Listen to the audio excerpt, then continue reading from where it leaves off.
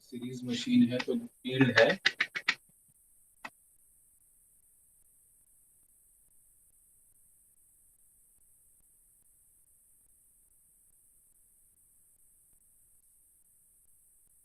ये इस तरीके से सीरीज में है फील्ड। ये आपका या प्लस ठीक है। और यहाँ क्या दे रहे हैं हम, सिंगल फेज एसी सप्लाई। ठीक है, तो डीसी सीरीज मशीन है तो सप्लाई क्या दे रहे हैं, एसी, सिंगल फेज एसी। ठीक है, इसलिए ये कहलाता है एसी सीरीज मोटर। तो अगर बस डीसी मशीन है तो आपको मिलेगा rotational EMF is equal to P N Z N phi upon A. ठीक है, ये है रोटेशनल ईएमएफ जो आपने पढ़ा है ट्रांस जब ये घूमेगा, ठीक है, तो आपको एक ईएमएफ मिलेगा। It is rotational EMF and depends on, small N है, depends on the rotor speed. ठीक है, अब ये यहाँ पर आप एसी सप्लाई दे रहे हो। ठीक है, ये आपका स्टेटर है और ये रोटर है। ठीक, तो ये स्टेटर है और ये रोटर। ठीक है, स्टेटर को आपने एसी सप्लाई दिया और ये रोटर। ठीक है, तो यहाँ पर क्या होगा, एक और ईएमएफ मिलेगा आपको, वो ये है rotational EMF due to rotation of the rotor. ठीक है, और आपको एक और ईएमएफ मिलेगा due to this mutual flux phi. ये जो है ये है फाई डी। ठीक है, या फील्ड का फ्लक्स। तो यहाँ पर क्या होगा, आपको एक और मिलेगा, वो कहलाता है transformer EMF. So there will be two EMFs DC machine में, बस आपको यही मिलेगा, रोटेशनल ईएमएफ मिलेगा। क्यों? क्योंकि वहां पर जो ये ट्रांसफॉर्मर ईएमएफ नहीं मिलेगा, क्योंकि जो फ्लक्स होता है डीसी में कांस्टेंट होता है। ये ट्रांसफॉर्मर ईएमएफ क्या होगा, ET will be equal to N D phi by D T. ठीक है, तो डीसी में क्या होता है, फाई कांस्टेंट होता है, तो ट्रांसफॉर्मर ईएमएफ आपको क्या मिलेगा, जीरो मिलेगा। ठीक है, but in case of this AC series motor, since supply is AC, तो जो फ्लक्स मिलेगा वो भी क्या मिलेगा आपको, साइनसोइडल मिलेगा। ठीक है, तो आपको यहाँ पर एक ट्रांसफॉर्मर ईएमएफ मिलेगा। ठीक है, तो ये कैसे होगा, ये दो वाइंडिंग, जैसे ये ट्रांसफॉर्मर में दो वाइंडिंग होते हैं। ठीक है, ये कौन सा, ये आपका रोटर है, रोटर की वाइंडिंग, सॉरी ये स्टेटर होगा। प्राइमरी वाइंडिंग होगा स्टेटर और सेकेंडरी वाइंडिंग होगा रोटर। ठीक है, तो आप क्या कर रहे हो, स्टेटर में सप्लाई दे रहे हो।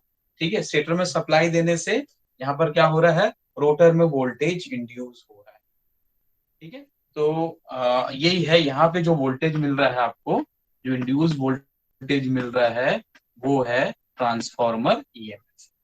ठीक है, तो यहाँ पर जो फ्लक्स बन रहा है स्टेटर में जो वाइंडिंग्स लगे हुए हैं, यहाँ पर जो फ्लक्स है आपके पास, फील्ड का फ्लक्स फाई एफ, ये क्या कर रहा है, रोटर के कंडक्टर्स को कट कर रहा है।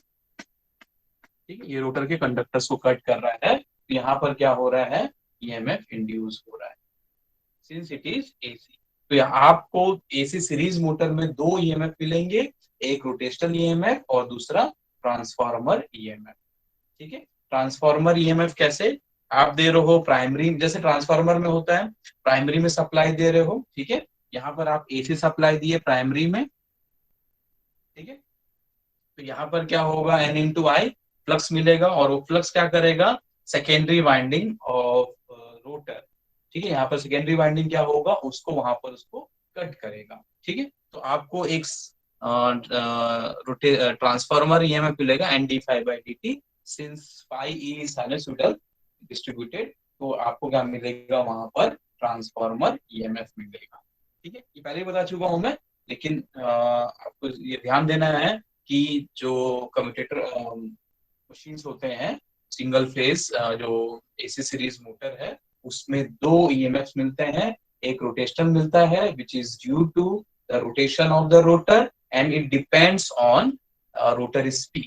Whereas there is another EMF, transformer EMF, which is due to transformer action from stator to rotor side. Stator is primary winding and rotor is secondary winding.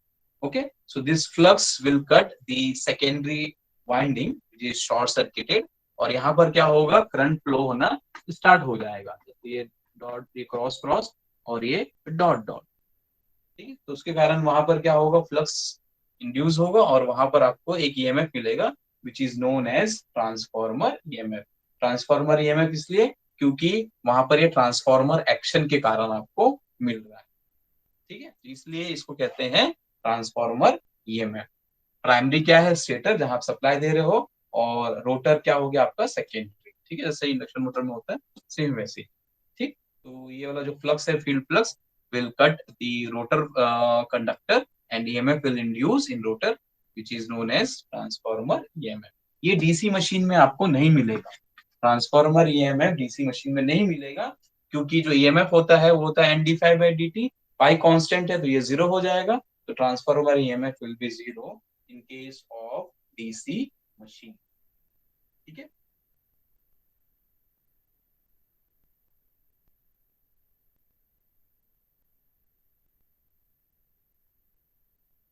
आगे बढ़ते हैं, हम देख रहे थे फेजर डायग्राम, ठीक, इसी को आगे आज कंप्लीट कर लेते हैं।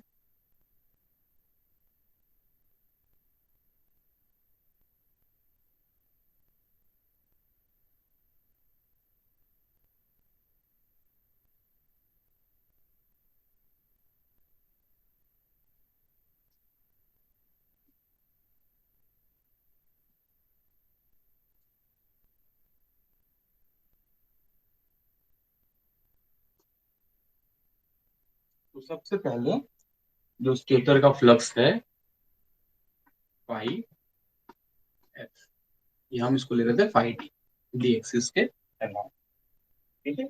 और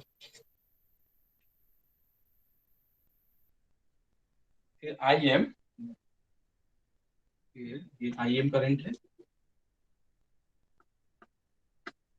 विच leads phi D by alpha D, ठीक है। तो जो करंट है वो फाई डी से 90 डिग्री अल्फा डिग्री लीड कर रहा है, इस एंगल को बोलते हैं एक्सिटिक एंगल, ठीक है, जैसे ट्रांसफार्मर में होता है। और उसके बाद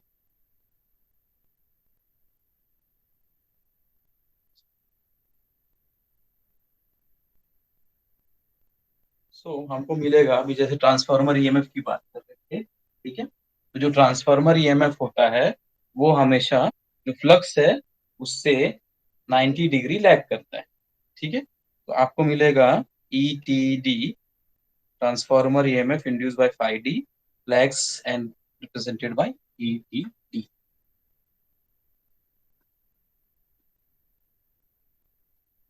ठीक है। तो ये फ्लक्स फाई डी और उसके कारण आपको क्या मिला, ई T D is transformer EMF, जो भी हम देख रहे हैं, टी फोर ट्रांसफार्मर और ये डी फोर डी एक्सिस, ठीक है। सो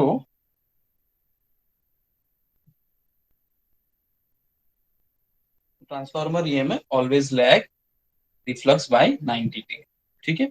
अब यहाँ पर आर्म इसके कारण क्या होगा, ये है आपका स्टेटर, ठीक है, और ये यहाँ पर ये जो फ्लक्स है ये है फाई डी, और ये क्या करेगा, रोटर को कट करेगा, ठीक है, इसको ये कट करेगा और यहाँ पर आपको एक फ्लक्स मिलेगा फाई क्यू, ये है सॉरी फाई क्यू, ठीक। This phi Q is armature reaction flux, armature reaction flux,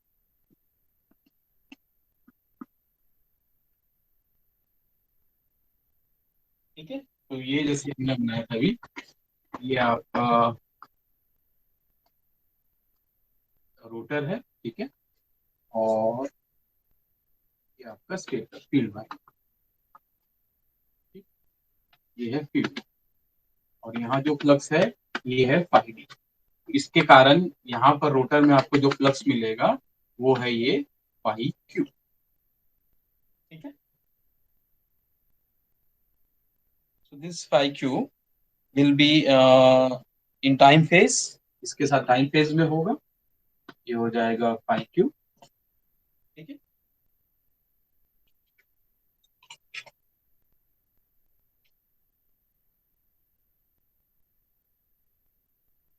तो इस फाई क्यू के कारण आपको क्या मिलेगा, एक रोटेशनल ईएमएफ मिलेगा। ठीक है, वो है E R Q, E R Q, R for rotational, E R Q is rotational EMF. ठीक है, फाई डी के कारण आपको क्या मिला, ईटीडी, ये इसको यहाँ कट करता है, ये मिलेगा आपको ईटीडी, और ये है आर्मेचर रिएक्शन, ये है स्टेटर का फ्लक्स, और ये है रोटर का फ्लक्स। तो रोटर के कारण रोटर घूमा, उसके फ्लक्स के कारण क्या मिलेगा आपको, रोटेशनल ईएमएफ मिलेगा। ठीक है, और इन दोनों का जो रिजल्टेंट होगा ये होगा ईएससी। ठीक है, ये पिछले क्लास में हम कर चुके होंगे। ठीक है, तो ये जो मिलेगा रिजल्टेंट वो मिलेगा आपको ईएससी। ठीक है, क्योंकि यहाँ पर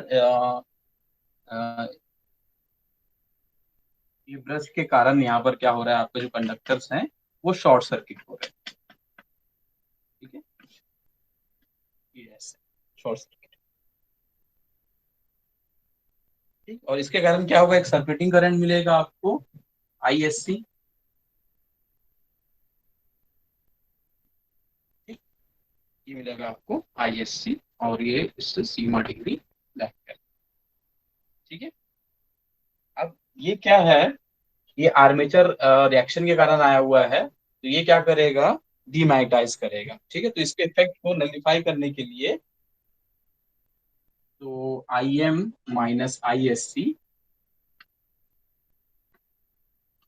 ये होगा मेन करंट आई। ठीक है, तो I will be equal to I M minus I S C. Okay, so main supply current must have component for neutralising the effect of I S C. इसके इफेक्ट को nullify करने के लिए आपको वहां पर मेन करंट जो होगा वो होगा I will be I M minus I S C. इसको इफेक्ट को क्या करना है आपको, तो उतना करंट वो वहां पर ड्रॉ करेगा। ठीक है, तो इतना हमने बनाया था पिछले क्लास में। अब हम आगे बढ़ते हैं। ठीक है, अब जो फाई क्यू है, ठीक है, फाई क्यू के कारण तो रोटेशनल मिला, अब इसके कारण क्या मिलेगा आपको, ट्रांसफॉर्मर ईएमएफ मिलेगा उसके कारण भी। ठीक है, तो यहाँ पर दो ट्रांसफॉर्मर ईएमएफ है, एक मिलेगा आपको फाई डी के कारण, और दूसरा मिलेगा फाई क्यू के कारण। ठीक है, तो सेकंड कर रहे हैं voltage appearing across the brush. इससे पहले शॉर्ट सर्किट ले रहे थे, अब B part, voltage is appearing across brush.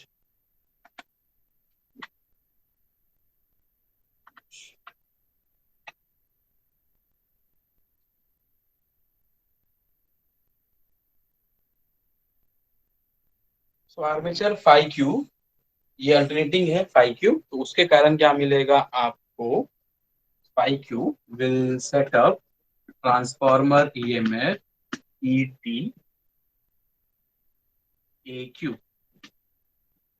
ठीक है, टी फोर ये है ट्रांसफॉर्मर ईएमएफ, टी का मतलब ट्रांसफॉर्मर ईएमएफ, और आर होगा तो रोटेशनल ईएमएफ। ए फोर आर्मेचर रिएक्शन, और ये आपका क्यू एक्सिस की। ठीक है, क्वाड्रेचर एक्सिस में, तो ये मिलेगा ई टी ए क्यू। ठीक है, तो अब ये ट्रांसफॉर्मर ईएमएफ है तो इसी के फेज में होगा, तो इसी के आगे ये ई टी ए क्यू मिलेगा। ठीक है, ये किसके कारण आया, फाई क्यू के कारण आया। So phi Q being alternating nature set up transformer EMF across the brush, and this EMF will time quadrature lag phi q. ठीक है, and rotational EMF ERD across the brushes. ठीक है, अब इसके कारण क्या मिलेगा आपको, एक रोटेशनल ईएमएफ भी मिलेगा। देखिए जैसे फाइव डी के कारण आपको क्या मिला था, ईआरडी और ईटीटी। ठीक है, तो स्टेटर फ्लक्स के कारण या फील्ड फ्लक्स के कारण फाइव डी के कारण आपको दो वोल्टेज मिला, ईआरडी एंड ईटीडी। ठीक है, rotational EMF and transformer EMF. और जो फ्लक्स आर्मेचर फ्लक्स के कारण आपको दो मिलेगा, E T A Q transformer EMF and E R A D, E R A D.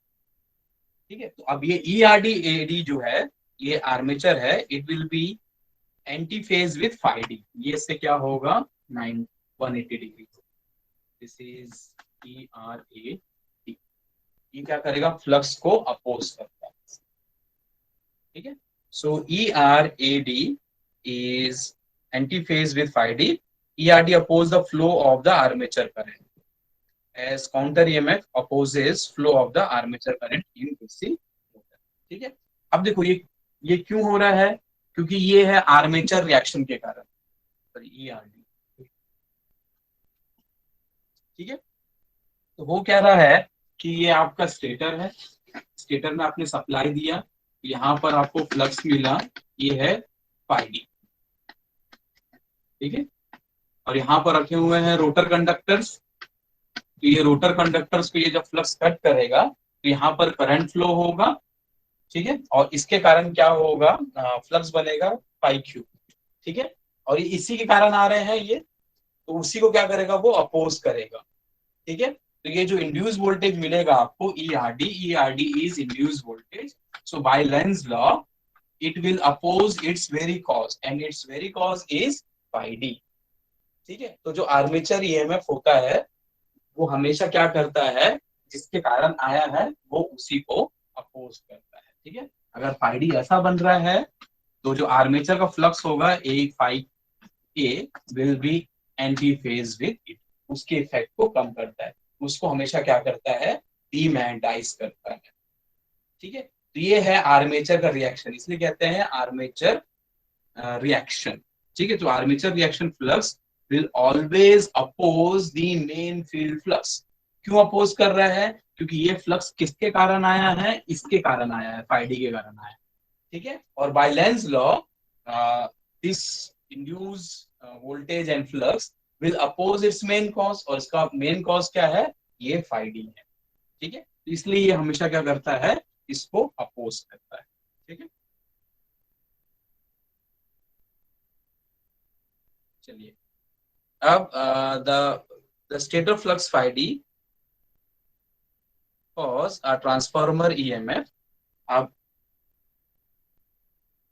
एक और ट्रांसफॉर्मर EMF मिलेगा आपको phi d के कारण। ठीक है,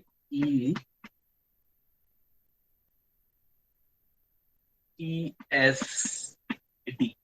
ठीक है, ये स्टेटर के कारण है, ये आर्मेचर के कारण और ये स्टेटर का जो आपको मिल रहा है। ठीक है, सो phi d cause, so phi d के कारण आपको मिलेगा एक और EMF ETSD। ठीक है, it is transformer EMF in stator winding। transformer EMF in stator winding। ठीक है, तो ये फ्लक्स देखिए यहाँ पर क्या होता है, आपने पढ़ा होगा E1 दो इंड्यूस वोल्टेज होगा, N1 d∅dt और दूसरा होगा E2 N2 d∅dt। ठीक है, ये स्टेटर में और ये क्या होगा, रोटर में। ठीक है, तो ये रोटर में, रोटर का ये ट्रांसफॉर्मर ईएमएफ और ये स्टेटर का ट्रांसफॉर्मर ईएमएफ। ठीक है, तो दो आपको ईएमएफ मिलते हैं, प्राइमरी साइड और सेकेंडरी साइड इंड्यूस्ड ईएमएफ, तो वही है ये। स्टेटर में मिलेगा आपको ई टी एस डी। ठीक है, और ये हो जाएगा ई ए क्यू, ये डी एक्सिस के फ्लक्स, मेन फ्लक्स के कारण, और ये आर्मेचर फ्लक्स के कारण। तो टोटल तीन आपको ट्रांसफॉर्मर ईएमएफ मिलते हैं। ठीक है, सो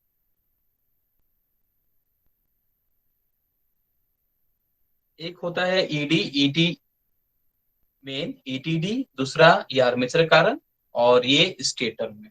ठीक है, ये आपको तीन, और ये हमेशा 90 डिग्री लैग करेगा मेन फील्ड फ्लक्स। ठीक, ये आपको इतने सारे ईएमएफ मिले, तीन ईएमएफ। ठीक है, और एक यहाँ पर ये आर्मेचर, ठीक है, which is anti phase with winding.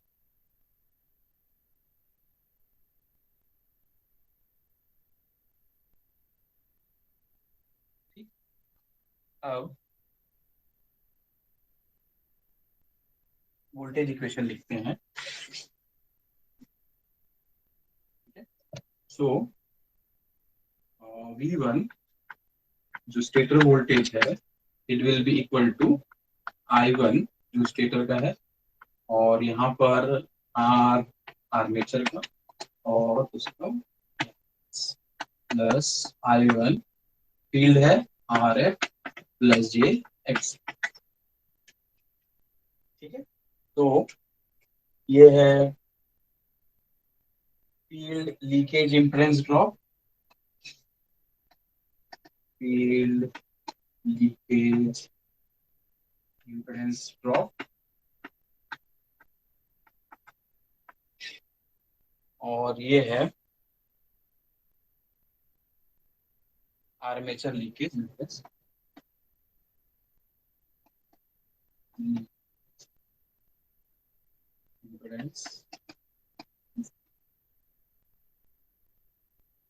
ठीक है,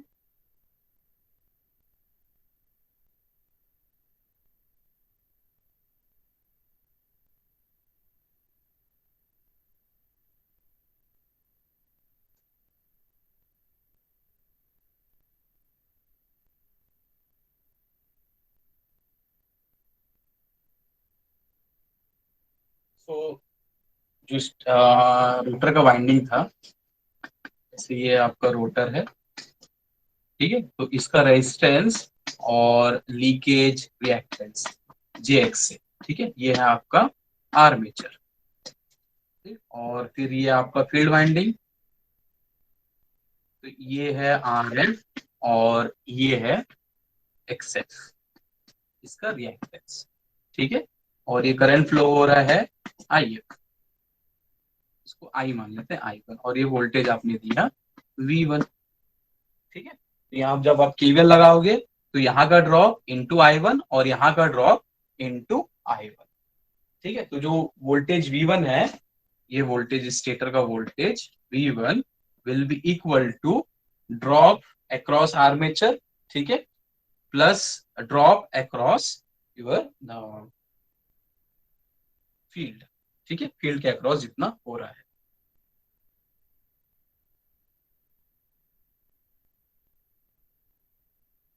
ठीक, और साथ में जितने इंड्यूस्ड वोल्टेज हैं, एक होगा ई T A Q minus E T A Q, इनका भी इफेक्ट लेना पड़ेगा, minus E R A D, ये वाला ई R A D minus E T S D. ठीक है, ये जो आर्मेचर के जो यहाँ पर ईएमएफ्स हैं, वो हमेशा जो इंड्यूस वोल्टेज रहेंगे वो हमेशा क्या रहेंगे, नेगेटिव रहेंगे। ठीक है, तो जो V1 का वोल्टेज का इक्वेशन होगा, V1 will be equal to I1 R1 plus JX1, ये आर्मेचर में ड्रॉप हो रहा है, plus I1 RF plus JXF जो आपका फील्ड में जो ड्रॉप हो रहा है, plus transformer EMF due to armature, and armature rotational EMF due to armature reaction, और ये आपको मिलेगा ट्रांसफार्मर ईएमएफ इन स्टेटर। ठीक है, इतने सारे को आपको यहाँ पर लेना है। ठीक है, तो ये जो है, अब इसको भी साथ यहाँ पर आपको ये V1 ड्रॉ करना है। ठीक है, मैं इसको यहाँ पे लिख देता हूँ।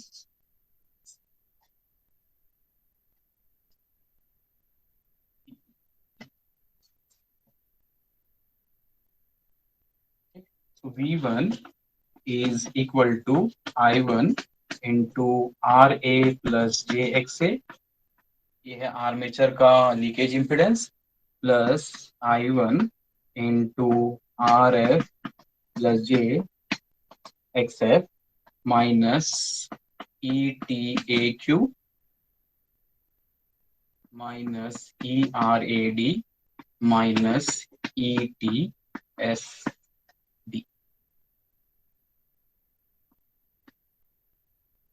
ठीक है, अब इसको फेजर डायग्राम में बनाना है।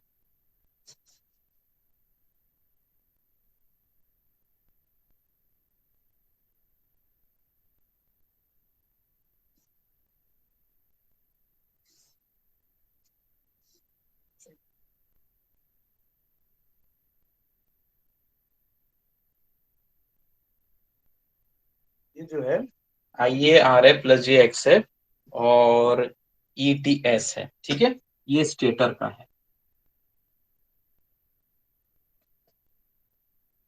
ठीक है, फील्ड जो स्टेटर में है और ये स्टेटर का EMF है, और ये जो है ये आर्मेचर के रोटर में। ठीक है, ये ए आर्मेचर के लिए, ये फील्ड और ये आपका स्टेटर। ठीक है, तो ये है वोल्टेज अक्रॉस फील्ड वाइंडिंग और ये है वोल्टेज अक्रॉस आर्मेचर वाइंडिंग।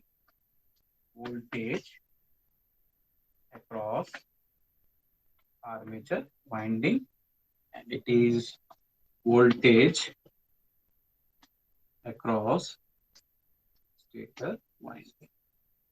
ठीक है, इसको ऐसे अलग अलग कर सकते हैं। आपको क्या क्या चाहिए?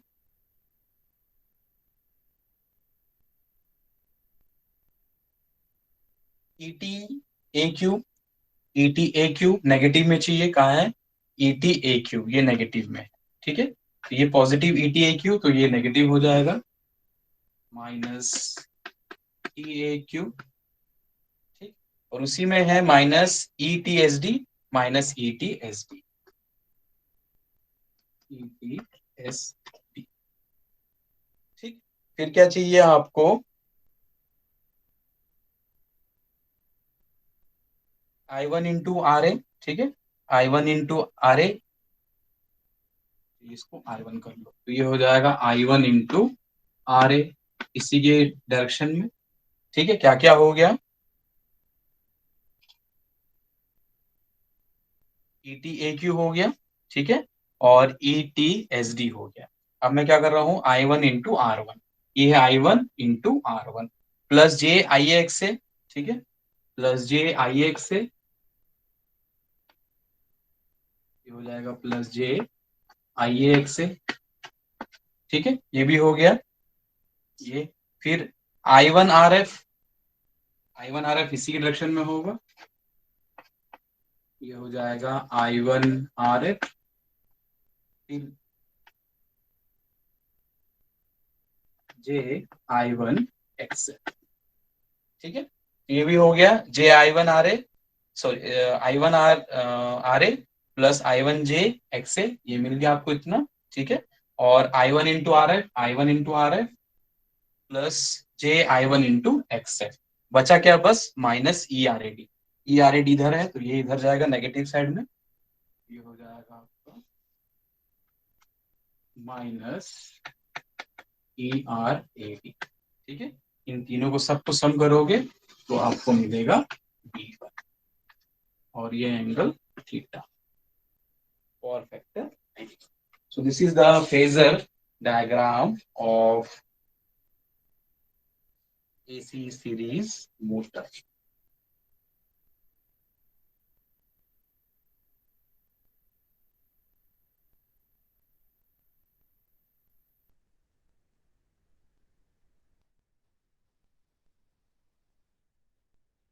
ठीक है,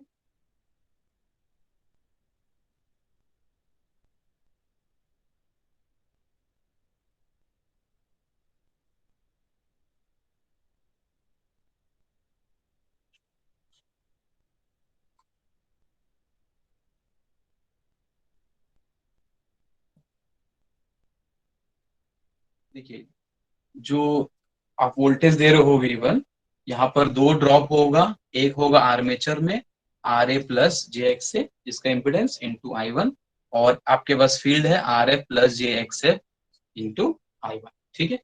और यहाँ पर आपको दो आर्मेचर के EMF लेने हैं। ये माइनस क्यों ले रहे हैं? क्योंकि लेंज लॉ से ये हमेशा V1 को क्या करेंगे, अपोज करेंगे, उसकी वैल्यू को हमेशा ये कम करेंगे, ठीक है। और ये ट्रांसफार्मर EMF भी क्या करेगा, उसको अपोज करेगा जो स्टेटर में आ रहा है। तो तीनों क्या है, नेगेटिव में, ठीक। तो मुझे V1 ड्रॉ करना है, तो ETAQ ये है आपके पास ETAQ, ठीक है। नेगेटिव में चाहिए, ये बनाया मैंने -ETAQ। फिर क्या चाहिए आपको, -ESD, ये है ETSD। नेगेटिव में चाहिए, ये पॉजिटिव है तो उसी में आगे -ETSD, ठीक। फिर आपको क्या ऐड करना है, ये आर्मेचर का ड्रॉप। सो ये है I1 इंटू R1 इसी के फेस में।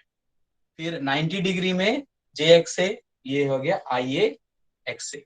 फिर प्लस I1 इंटू RF, तो ये फिर से उसी डायरेक्शन में I1 इंटू RF, ठीक। फिर JXF, ये हो गया JXF। बचा क्या, -ERAD। कहाँ है, यहाँ है। नेगेटिव चाहिए तो ये हो जाएगा उस डायरेक्शन में -ERD। सबको ऐड कर लो तो आपको मिल जाएगा V।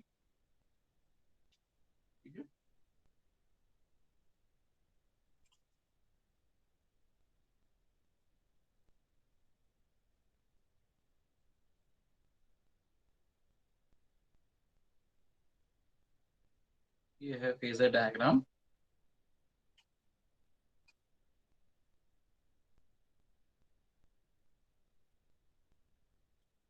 AC मोटर, ठीक है।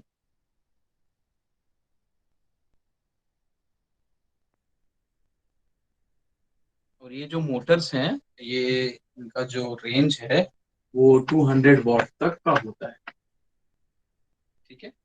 और ये कहाँ यूज करते हैं, ड्रिल्स में, जो ड्रिल्स मशीन्स होते हैं, फिर वैक्यूम्स में,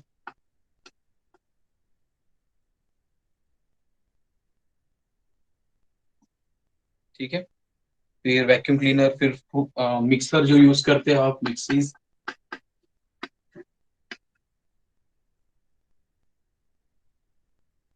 फिर स्विंग मशीन्स, सिलाई की मशीन होती है, ठीक है। फिर कंप्यूटर, जो मैकेनिकल कंप्यूटर मशीन्स हैं, तो ये सारे जो घर में जो मोटर्स यूज करते हैं वो अधिकतर ये AC सीरीज मोटर होता है, ठीक है। तो ये सारे इनके एप्लीकेशंस।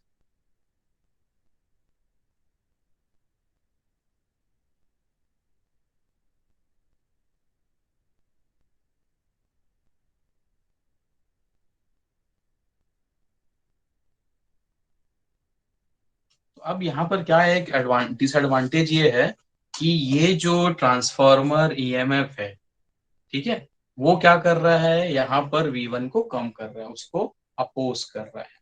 यही है आर्मेचर का इफेक्ट, ठीक है। ये क्या करता है, जो सप्लाई वोल्टेज है उसको कम करने की कोशिश करता है। हमको क्या करना है, इस जो आर्मेचर वोल्टेज के कारण ये जो यहाँ पर V1 को ये अपोज कर रहा है, ठीक है। ये आपने देखा होगा, ये अगर पाई डी है आर्मेचर फील्ड फ्लक्स, तो आर्मेचर फ्लक्स उसको क्या करता है, डीमैग्नेटाइज करने की कोशिश करता है, ठीक है। तो उस फ्लक्स को, ये है फाई ए, ये क्या करता है, उसको कम करने की कोशिश करता है, ठीक है। तो एक तो ये डीमैग्नेटाइज करता है, और जो वोल्टेज है उसको भी कम करता है, ठीक है। और जो ये ट्रांसफार्मर EMF के कारण कम्यूटेशन भी क्या होता है, पुअर होता है, ठीक है। तो हम अब नेक्स्ट क्लास में कम्यूटेशन और कंपनसेटिंग वाइंडिंग पढ़ेंगे, ठीक है। तो ये जो आर्मेचर के जो इफेक्ट्स हैं, बैड इफेक्ट्स हैं, या ट्रांसफार्मर के जो बैड इफेक्ट्स हैं, ठीक है, उसको क्या कम करने के लिए हम कंपनसेटिंग वाइंडिंग और हाउ टू इम्प्रूव कम्यूटेशन देखेंगे नेक्स्ट क्लास में, ठीक है। किसी को डाउट?